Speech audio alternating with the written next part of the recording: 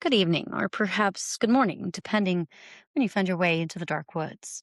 My name is Raven Knight, and tonight we're going to talk about something that feels familiar, something soft, something innocent, something that should remind you of childhood, of candy, of spring mornings, of laughter.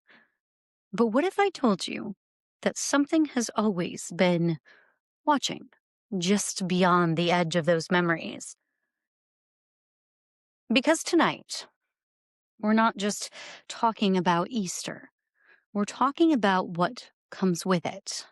You see, Easter has always been a holiday of return, of rising, of something coming back.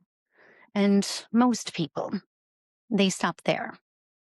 They celebrate the light without ever asking, what else rises when the world shifts? There's a story, not widely told, but whispered in small towns, places where the woods still press close to the edge of the yard. It begins with a child. They always do. 8 years old, maybe 9. Old enough to understand the excitement, but not old enough to question it. It was the night before Easter. The kind of night where the air is different, not cold, not warm, but still. The child had been told, go to sleep early. The Easter bunny is coming. And like so many before them, they tried, but something something woke them. Not a sound, not exactly. More like a feeling. You know the one when your body knows that something before your mind catches up. They opened their eyes, and the room, it was darker than it should have been. It wasn't black, but wrong, and the shadows weren't just sitting still, but breathing. And then they heard it, a soft, dragging sound across the floor.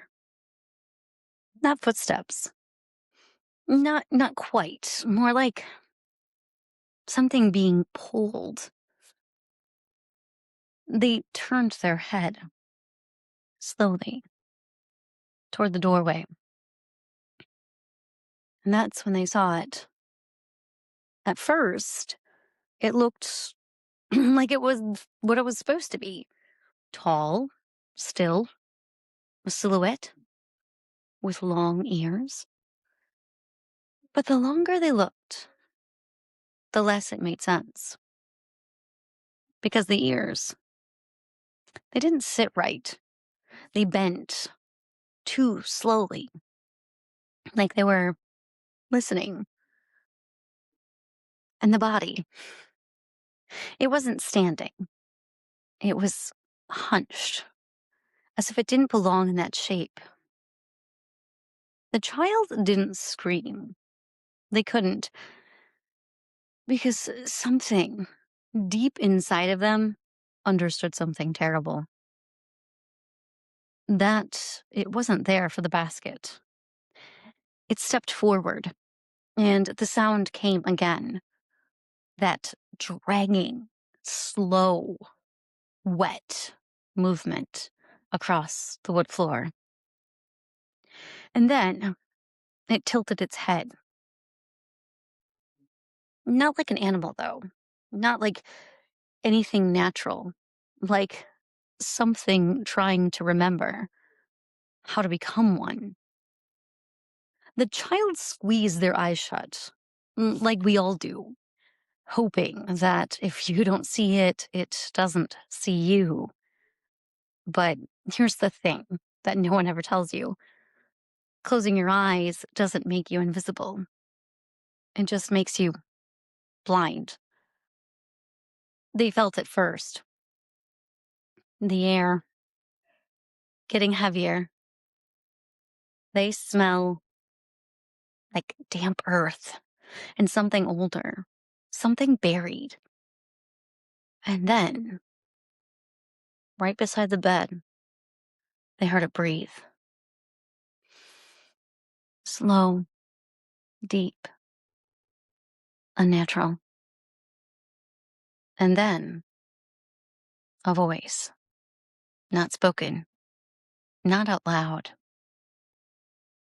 but placed directly into their mind. You left the door open. The child didn't understand. Not then, but years later, they would remember. Because earlier that day, while playing outside, they had wandered a little too far into the trees, and they had found something. A small, rotting basket, half buried, filled with things that didn't belong. Old teeth, bits of ribbon, something that might have once been fur.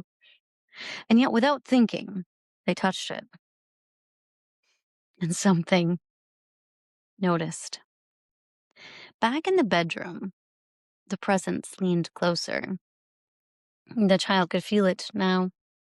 Not fur, not soft, but something rough and broken, like bark wrapped around something that shouldn't move. And then it whispered again. You found what was hidden. Now you carry it. The next morning, the child was found in their bed, alive, unharmed. At least, that's what everyone believed, because sitting beside them was a basket.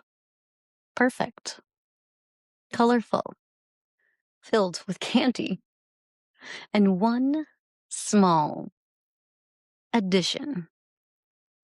At the very bottom, beneath the grass, was something no one else noticed. A single darkened tooth. Years passed, and the child grew.